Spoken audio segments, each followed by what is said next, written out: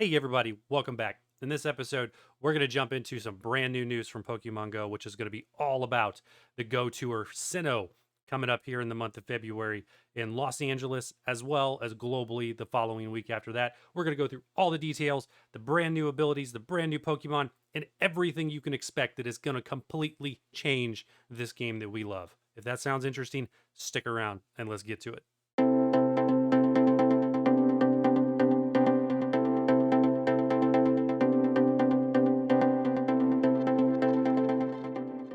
Let's get into it and let's go through all the details. Not going to read this verbatim. You can do that, but I am going to cover all the nitty gritty stuff, all the details that must be covered so that you understand and don't miss a single thing when it comes to preparing for this event, because that's the most important part of taking advantage of these types of events. If you can't be there in person and you're going to do this globally, what does that mean? How to prepare for it and all that good stuff. So, first things first, along with this, we see a brand new ability, adventure effects. Pokemon Go is absolutely going to change. This is amazing. This is exciting news from the company. I'm really looking forward to this. It is going to completely change the way we play Pokemon Go, and we're going to talk about why shortly. All right, let's move on down the page and let's discuss what this brand new ability means to the two new Pokemon that we're getting in the game, or new forms rather, for Dialga and Palkia. So we're going to focus on these four paragraphs here. All right, one, we're going to have to raid these things. Okay, we're going to have to do raids, have fun as always in Pokemon Go. That's the name of the game. So we need to defeat both Dialga, and then we also need to defeat Origin Forme Palkia. All right. Along with that, they're both going to have the potential to get a signature move. Brand new to the game. Roar of Time for Dialga and Spacial Rend, however you pronounce that, for Palkia. This is amazing. One, it adds RNG factor to actually getting the move because, as we see here, may, capital May, they may get the move. It's not guaranteed, which makes it, depending on how you feel about it, makes the game more fun because you have to do more raids.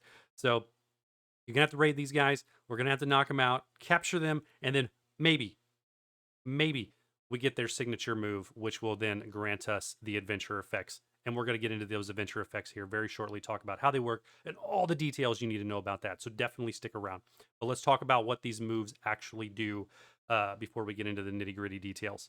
Right here, Roar of Time. Roar of Time distorts time, freezing the countdown on everything. Incense, daily incense. Circle that guy. Daily incense, because we're going to see that in a demo from Pokemon here in a second. Amazing. Lucky eggs, star pieces, you name it. That is cool. Really looking forward to that.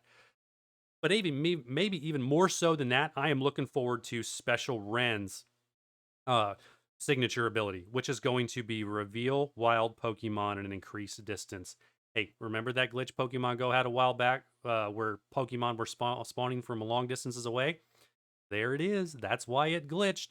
They were going to put it in the game, or they decided to put it in the game given the backlash of folks that really liked that feature. So they're like, hey, let's do it this way and make people actually have to pay to use it versus it just being there.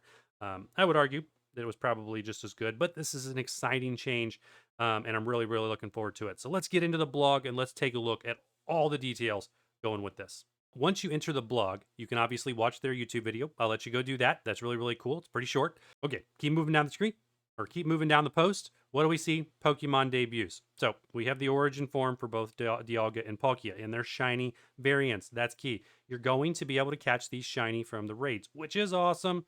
But one big caveat to that, or catch, okay? And that is they're only going to be available during the Pokemon Tour Sinnoh and only during the relevant ticketed event situation. So if you're in Los Angeles and you have the ticket, as it says here, trainers without an active ticket or the citywide gameplay add-on can participate. You can participate. So you're going to be able to do these remotely probably. Can't see them being local only considering they're not shadow. So you should be able to do these remotely, but you will not. You won't be able to encounter a shiny, and you will not be able to get its signature attack until the global event. So if you are doing this via remote raid pass, etc., or just live in the Los Angeles area or go there and don't buy the ticket, do not expect to find a shiny one and do not expect to get its signature move. You have to be part of the event. So that's a huge catch. Really Interesting choice by the Pokemon Company there.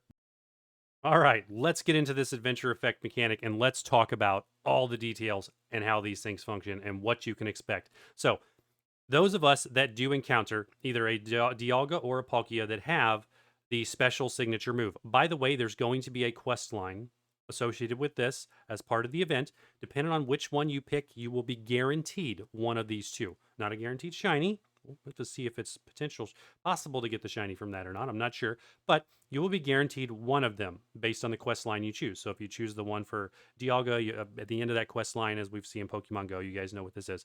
You're going to be able to encounter a legendary for him without doing any raids that knows the signature move. So, there's going to be a guaranteed way to at least get one of them. If you want them both, you're going to have to do the raids. I know I'm going to be doing tons of raids, and we're going to talk about why here as we go through this and what this means.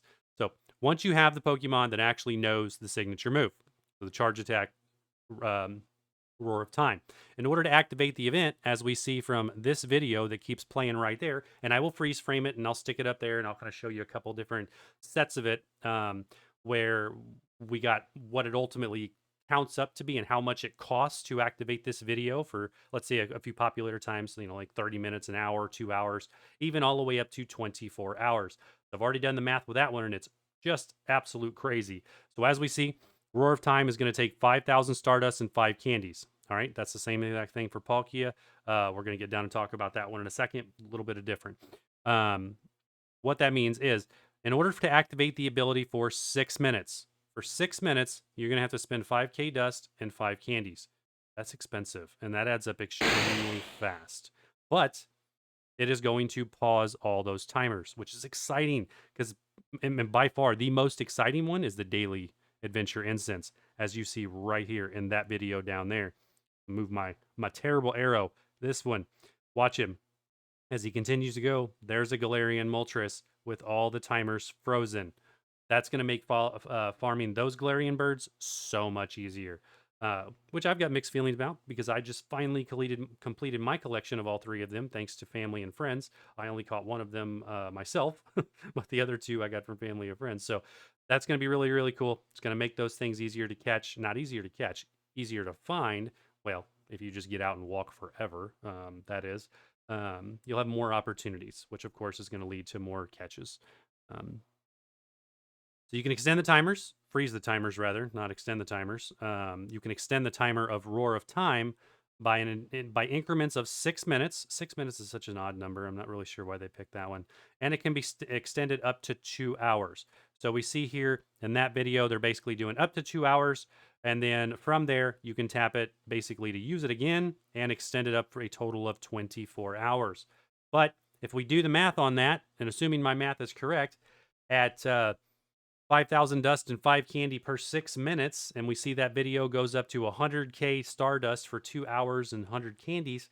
That is 1.2 million Stardust and 1,200 candy to activate that ability for 24 hours.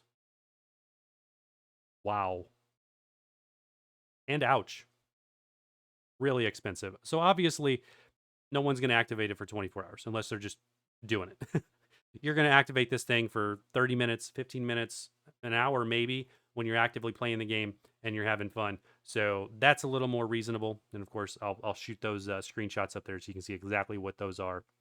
But at 2 hours, you're looking at 100,000 Stardust and 100 candies. The candy is really even more of an issue than the Stardust because those candies are hard to get unless you're doing the raids. You got to do lots and lots and lots of raids to get those candies. So that's how that works. Let's go down and let's talk about Spacial Rend and how this ability functions. So this ability is going to be different. It's not going to freeze time. It's essentially what the other one does. It's not going to freeze all your timers, but it's going to increase the radius of your Pokemon spawns. So we see that down here in this video where the Pokemons are spawning way out here. Okay, this is kind of a bad video, I think, from the Pokemon Company in terms of an example. I have to wonder how far it really will be. There is a hue that is kind of spawning with the circle there that we see going around. So I'm curious. we'll just have to test it and see what happens. But either way, I'm very, very excited for this ability and what this one means. How do you activate this? Again, 5,000 Stardust and 5 candies per 10 minutes. So this is different. It's not 6 minutes, it's 10 minutes now, which makes this one a little more cheaper and reasonable. And of course, we're not freezing timers here. We're just increasing our spawn radius and allowing for more spawns, which is cool. And FYI, you cannot activate these at the same time. Only one adventure effect can be activated at any given time and cannot be combined with another. Let's talk about the totals. In order for this ability to be activated for, let's say, 2 hours, as we see the video there, and I'll put a freeze frame, it is 60,000 Stardust or 60 candy. That's a little more reasonable, but 60 candy is still a lot for a legendary. That's a lot of raids to get 60 candies. In order for this one to be activated for 24 hours, this one is going to cost less. It's not going to be 1.2 million Stardust. It is going to be 720,000 Stardust, 720K, or 720 candies instead of 1,200 candies. That's still a lot. That is just crazy numbers to activate something for a full day for 24 hours of use. So if you do intend to really use these abilities a lot, which I do, we're going to have to farm. We're going to have to farm a lot. So that's going to be one of the big recommendations I have for this event is do as many raids as you can possibly do, or you can afford to do rather, because you are just going to need so much candy to maintain this going forward. All right, and there we are. We have gone through all of it. We've gone through all the news. Now you know everything. You know how to prepare for this event. You know how to be ready. Let's have fun. Let's catch these two. Let's really, really change the game with these new adventure effects. I'm super excited for it. I hope you are too. And hey, we'll see you all in the next one.